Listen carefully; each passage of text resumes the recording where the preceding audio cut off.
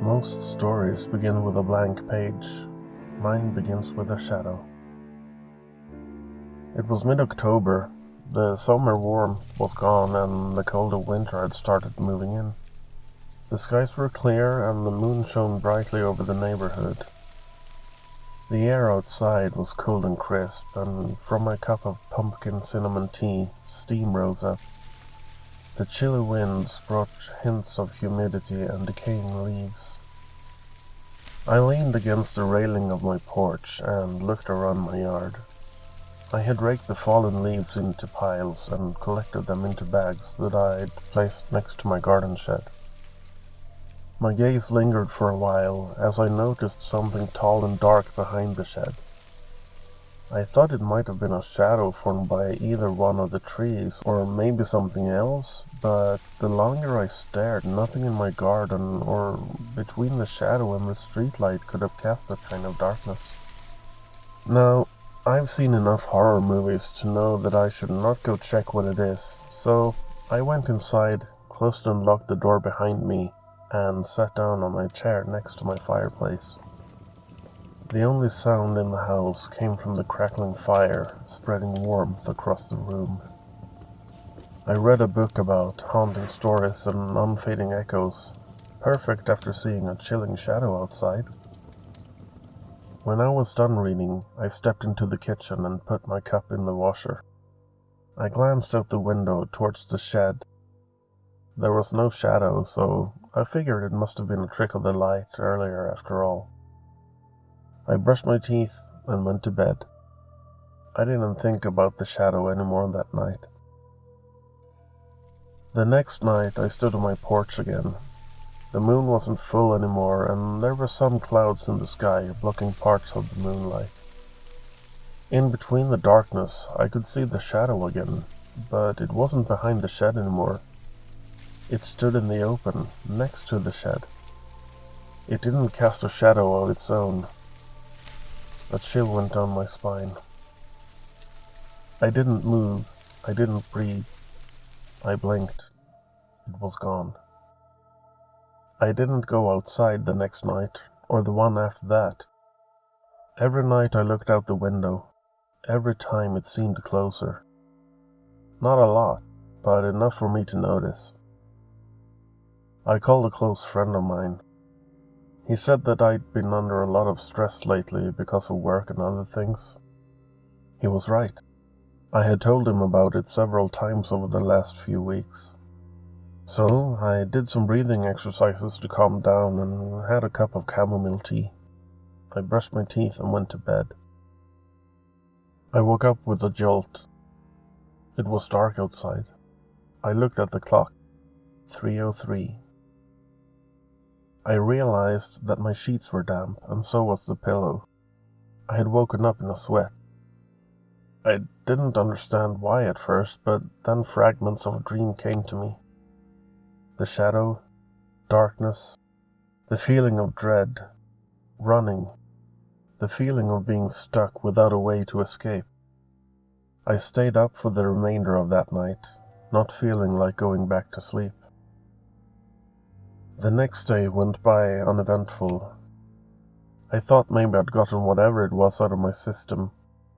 Not having slept properly, I was about as spry as a sack of potatoes. I went to work, surviving on caffeine and spite, and a bit of keeping busy. When I got home, I crashed on the couch, turned on the TV, and ordered a pizza. I must have been on the verge of falling asleep. Within the hour, there was a loud knocking. It sounded like it surrounded me. There was another knocking, followed by a "Hello? Pizza delivery?" from the pizza lady. I stretched and walked to the door. I opened it, paid for the pizza, and thanked the lady. Funny, when I think back on it, I think she glanced behind me. Not for long, just a glimpse. The warmth of the box in my hand felt soothing and comforting. I placed it on the counter. I wasn't really hungry anymore, even though I ordered my favorite. Shredded ham, fries, and ground garlic strewn over it. I'll eat the pizza tomorrow, I thought to myself. I got ready for bed. I brushed my teeth as usual, got into my comfortable bed, and turned out the lights. I woke up. The house was quiet. No sounds outside either, more than a few rustling leaves clinging onto the trees for dear life. My room was dark, except for the sliver of light reaching in from the street. My breath was slow and steady, and so was my pulse. I glanced at my alarm clock, strategically placed on a dresser across the room. 3:03. I knew I was awake because dreams don't feel the same. I tried to move, but my body wouldn't cooperate. I couldn't even wiggle my toes or move my fingers. My breath was still steady and slow, but I felt like a pressure on my chest. I tried to move again. Still nothing. I was starting to sense panic creeping up, but I forced it back down. I knew of sleep paralysis. I just hadn't experienced it before. In the corner of my eye, to the left of the dresser, I saw something dark move. It rose slowly from what I presume was a crouching position to standing up. It was tall. It easily reached from the floor to the ceiling. It couldn't stand up completely straight though, because it still looked like it hunched over. I think I heard it breathing. Slow, raspy breaths. I couldn't make out any features other than it was tall and lanky. Its breaths matched mine. Inhale, exhale, inhale, exhale. I could see the silhouette move as it breathed. Then it moved. Not slowly, not cautiously. It almost looked as it was fast-forwarded towards me. It crossed the room in what felt like a blink of time. It stood next to my bed. It leaned over me. Its face was inches from mine. For every time I exhaled, it inhaled. For every time I inhaled, it exhaled. I could feel my heart pounding in my chest. It felt like an eternity. It opened its eyes. They were dark, like polished obsidian. It opened its mouth. Its breath was like a mix of sulfur and decay, like rotten eggs and animal remains. The teeth were also dark in color and reminded me of anglerfish teeth.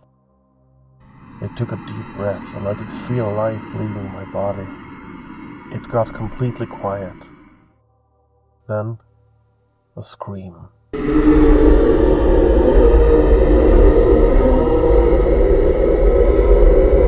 I closed my eyes and thought, this is it. This is how it ends. Then, it stopped. I opened my eyes.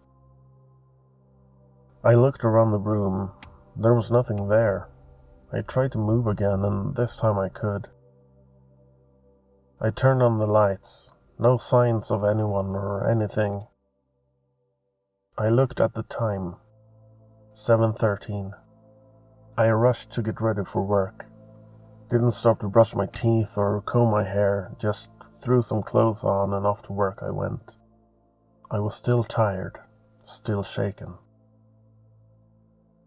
Work went on as usual. I wrote emails few people read. I replied to emails explaining why people aren't allowed to install anything they want on their computers. I felt like the coffee wasn't strong enough to have an effect on me. A colleague stopped by my desk. "Rough night?" he asked. "Yeah, that's one way to put it. Didn't sleep well," I replied. He tilted his head a little and asked, "Your hair, did you dye it?" "No, why?" I asked, a little annoyed. "It's gray, like all of it." I tried to laugh it off. I excused myself and went to the bathroom. In the mirror I saw someone who looked like me, I was met by my reflection, but my hair had actually turned grey. He was right. The day before, my hair was dark brown. The light flickered. I heard a thump in a stall behind me. In the mirror, I saw a shadow.